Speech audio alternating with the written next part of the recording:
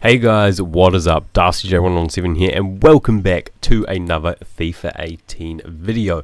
Now, first of all, in the background here, I went ahead and did a gold upgrade pack the other day, and you'll see what I got. I was pretty excited when I got this pull. But anyway, the video today, we are taking a look at the Premier League Team of the Season from practically, it's a bit over the halfway point in the season now. We're through 24 games. But as you can see in the background, I did pack myself Paul Pogba in a 2-player pack, which was absolutely insane. But anyway, as I was saying, Premier League Team of the Season predictions. We're about halfway through the season, so something I do every year is take a look and see who is currently going to be the Premier League Team of the Season, pretty much. So let's go ahead and get right into it. First of all, with the goalkeepers.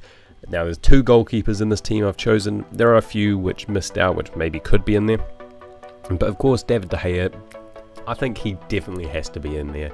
As you can see, 78 saves throughout the season, 14 clean sheets, and only conceded 16 goals. He's been amazing. For the rating, I think EA might maybe do it 1 lower than his Team of the Year, but I'm not sure. It could maybe go 1 higher. And then Nick Pope, another one which I think is probably going to get in the Team of the Season unless Burnley somehow drop off in the rest of the season, but 66 saves, 10 clean sheets, and only conceded 17 goals for him. Now, the other keepers which have missed out here, Lloris and Ederson, they've both done good, but I think these 2 at the moment deserve it over them.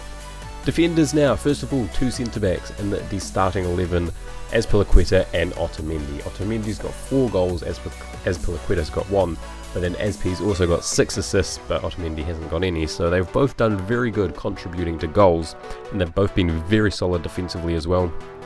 12 clean sheets for Azpilicueta, only conceding 16, Otamendi 9 clean sheets, only conceding 18, so they've both done very well this season for their clubs respectively.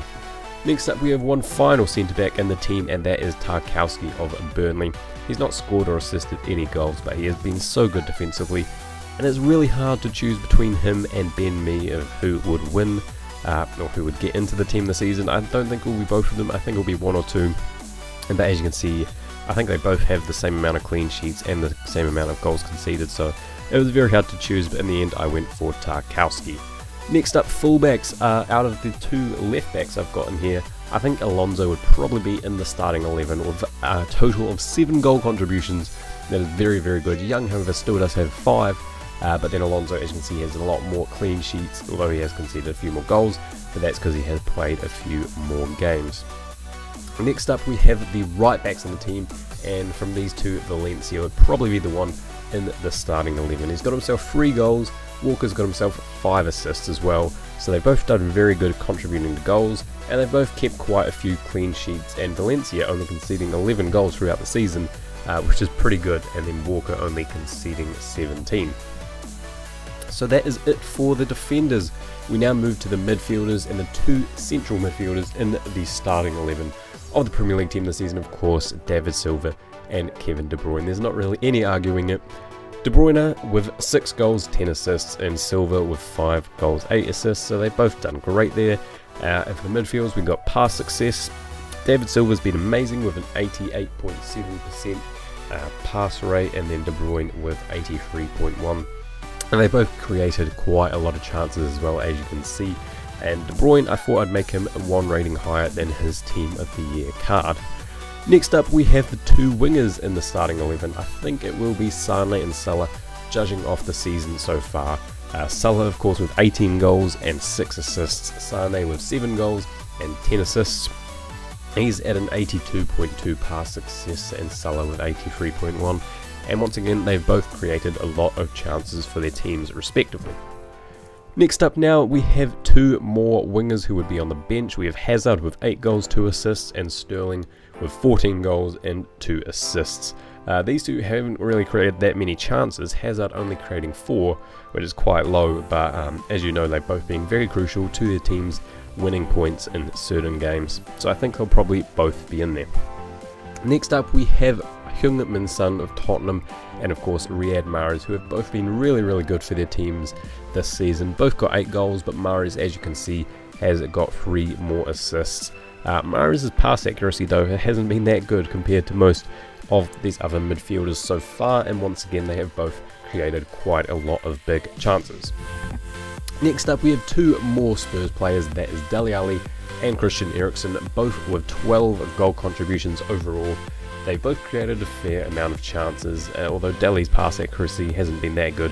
Eriksen's not the best either, but overall I think they definitely both deserve to be in there at the moment.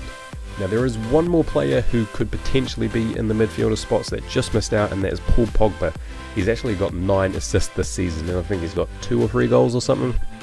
So he's done very good, but he's just missing out at the moment, and he's only played like half the games as Alli or Eriksen have, for example.